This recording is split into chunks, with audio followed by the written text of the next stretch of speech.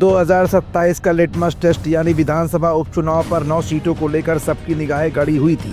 कहीं न कहीं समाजवादी पार्टी ने 2 सीटें हासिल कर अपने गढ़ को तो बचा लिया, लेकिन भाजपा की ठोस रणनीति के आगे महज 2 सीटों पर ही सिमट कर रह गई।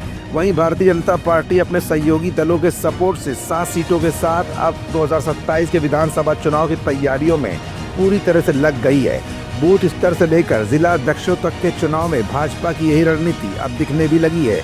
लेकिन अब उत्तर प्रदेश सरकार में ऐसा क्या होने जा रहा है जो उन मंत्रियों के गले की फांस बन सकता है जिनके प्रभार के दौरान उस जिले में वोटों की संख्या कम हुई, या फिर ऐसे कौन से मंत्री हैं जो प्रभारी रहते हुए अपने क्षेत्र में अपना दबदबा कायम करने में कामयाब हुए और वोटों की संख्या में तगड़ा इजाफा हुआ।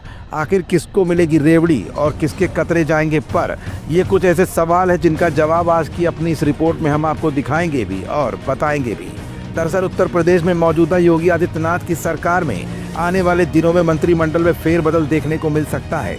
2024 लोकसभा चुनाव खत्म होने के बाद और पिछले दिनों हुए उपचुनाव में मिली बड़ी कामयाबी की और जीत के बाद अब भाजपा 2027 की तैयारियों में जुट गई है।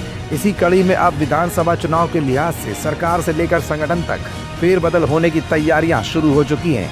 2024 लोकसभा चुनाव के दौरान जहां 2 यूपी के मंत्री सांसद बनकर केंद्र चले गए, तो उन जगहों पर भी अब नए लोगों को शामिल किए जाने की चर्चाएं तेज हो गई हैं। सूत्रों की माने तो भारतीय जनता पार्टी के मौजूदा प्रदेश अध्यक्ष भूपेंद्र चौधरी भी आने वाले दिनों में वापस सरकार का हिस्सा हो सकते हैं। प्रदेश अध्यक्ष बनने के पहले भी वो प्रदेश सरकार में मंत्री रह चुके हैं और अब उनका कार्यकाल खत्म होने के बाद वो दोबारा से मंत्रिमंडल का हिस्सा बनाए जा सकते हैं। दावा ये भी किया जा रहा है कि भूपेंद्र चौधरी को PWD विभाग मिल सकता है। भारतीय जनता पार्टी में इस वक्त सांगठनिक चुनाव की प्रक्रिया चल रही है। इस दौरान पार्टी में बूथ अध्यक्षों और बूथ कमेटियों के चुनाव हो रहे हैं। वहीं बूथ के गठन के बाद दिसंबर के पहले हफ्ते में मंडल के चुनाव होंगे और इसके बाद जिला स्तर पर चुनाव होंगे। फिर जिला अध्यक्षों के चुनाव के बाद प्रदेश स्तर पर संगठन में भारी बदलाव होगा। जानकारों की माने तो भारतीय जनता पार्टी 2027 के विधानसभा चुनाव के लिहाज से संगठन और सरकार में फेरबदल करने की तैयारियों में जुटी हुई है। इस समय संगठन में तो चुनाव करके नए लोगों को जिम्मेदारियां दी जा रही हैं, वहीं सरकार में भी कुछ नए चेहरे शामिल करने को लेकर चर्चा तेज हो चली है। वहीं कुछ लोगों को सरकार से वापस संगठन में भेजे जाने की चर्चा भी चल रही है।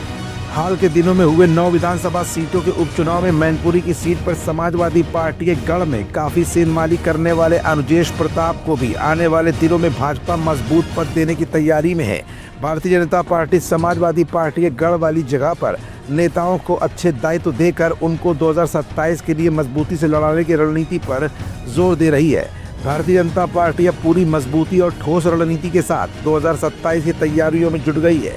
करहल को लेकर अनुजेश यादव का अगर कद बढ़ाया गया तो कहीं ना कहीं अब समाजवादी पार्टी के लिए मुश्किलें भी खड़ी हो सकती हैं, क्योंकि करहल में भले ही जीत तो समाजवादी पार्टी की हुई, लेकिन वोट प्रतिशत और मार्जिन की कमी अनुजेश यादव के पद और कद को बढ़ाने में कामयाब हो चुकी है। और कहीं अगर अनुजेश यादव का कद और पद दोनों ही बढ़ाया गया तो निश्चित तौर पर करहल की सीट 2027 में खतरे में आ सकती है, जो समाजवादी पार्टी के लिए अभी से ही एक बहुत बड़े खतरे का अलार्म है।